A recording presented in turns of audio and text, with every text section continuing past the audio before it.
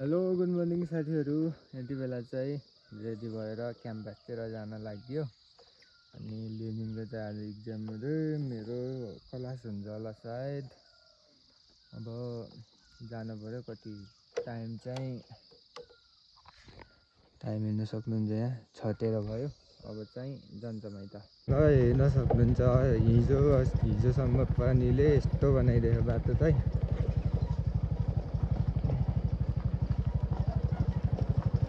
कोही ठाउँ राम्रै छ, कोही ठाउँ लास्टै बिगार्दैछ। हिजो पहिरो फालेको ठाउँमा फेरि पहिरो खस्यो होला।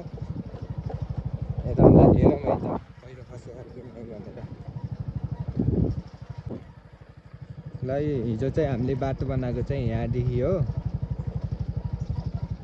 खासै केही त असर रहेन उनीहरूलाई त गरेन खासै त्यस्तो। अब हेरौँ तल कस्तो छ। बाटो पुरै चिप्लो भएको साथीहरू, के गर्नु। यहाँ हो, यहाँ चाहिँ अलिकति फेरि खसे जस्तो लागेछ। यत्रोमा गाडी त छिर्दैन होला। हेर्नुहोस् बाटो यस्तो छ, यस्तो गाह्रो छ, गाह्रो। ब्रेक खोलेर खोलेर डबल लोड हिँड्दा पनि गाह्रो भएछ। पहिला चाहिँ एउटा हातले चलाउँदै हिँडिन्थ्यो अरे, अनि त गाह्रो भएको। ल यहाँबाट चाहिँ पिच रोडमा आइयो है त। यादै गर्नु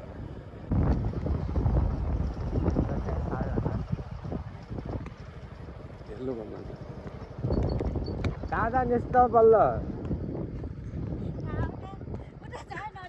हेलो भन् का भन्नु भन्।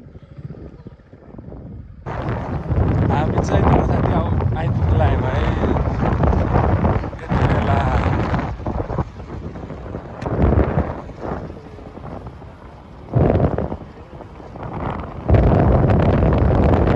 ल साथीहरू, यति बेला चाहिँ म क्याम्पसबाट घर आइसकेँ।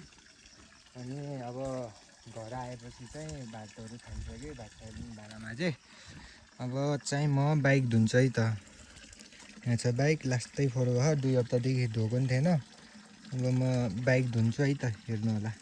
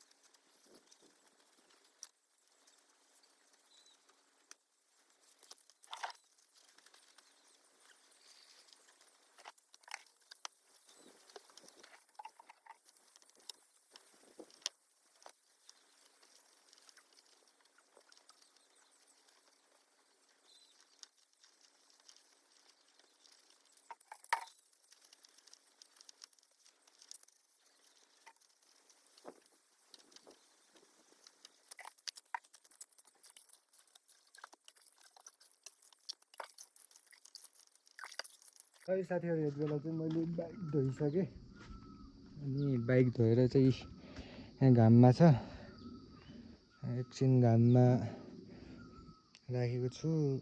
पानी सानी उघाउँछ। अब म चाहिँ तल घाँस लिन जान्छु है त अब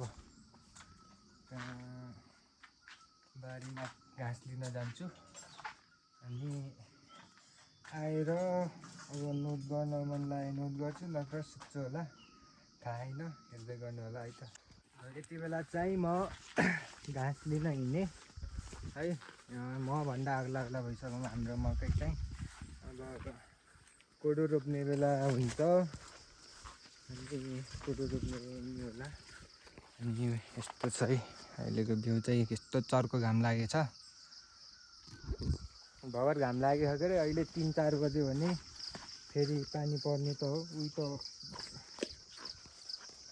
अनि म चाहिँ अस्तिको ठाउँमै हो घाँस लिन जाने अनि बाटो चाहिँ यस्तो छ अप्ठ्यारो छ अलिकति अप्ठ्यारै छ अनि म चाहिँ अब घाँस लिन जान्छु अब घाँस लिने ठाउँमा भेटौँला है साथीहरू ल है साथीहरू यहाँ चाहिँ मौरीको मह नै होला सायद है देखियो कि नै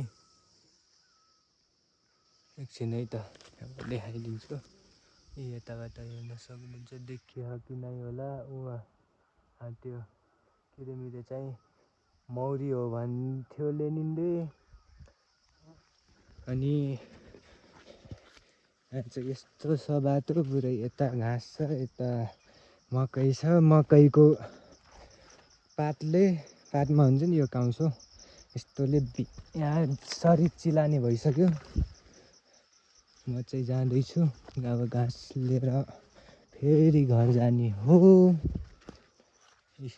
आमाले चाहिँ घाँस काट्दै हुनुहुन्छ त्यही आमाले काटेको घाँस चाहिँ अब म घर लगेर जान्छु है त हेर्दै गर्नु होला ल साथीहरू म चाहिँ घाँस बोकेर नि हिँडेँ हेर्न सक्नुहुन्छ मेरो भारी चाहिँ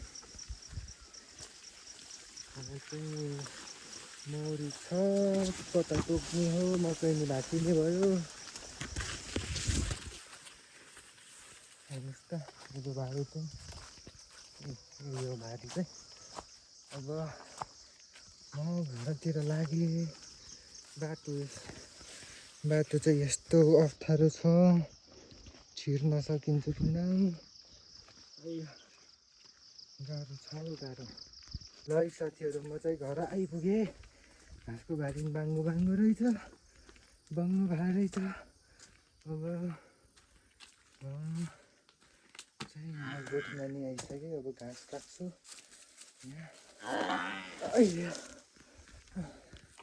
अनि हेर्न सक्नुहुन्छ घाँस पुरै बाङ्गो भएर रहेछ छोटो भएर नि होला पुरै बाङ्गो भएर रहेछ फाइनल्ली घर पनि आयो भैँसीलाई पानी दिने बेला हुन लाग्यो कराहा त्यही भएर अब एकछिन रेस्ट गर्छु र भैँसीलाई पानी दिन्छु है त्यसपछि अब खै के गर्छु थाहा होइन हेर्दै गर्नु होला है त ल साथीहरू हामी चाहिँ बल्ल हिँड्यो यति बेला 2जना भयो कि यहाँ छन् गड्डु वेलकम छ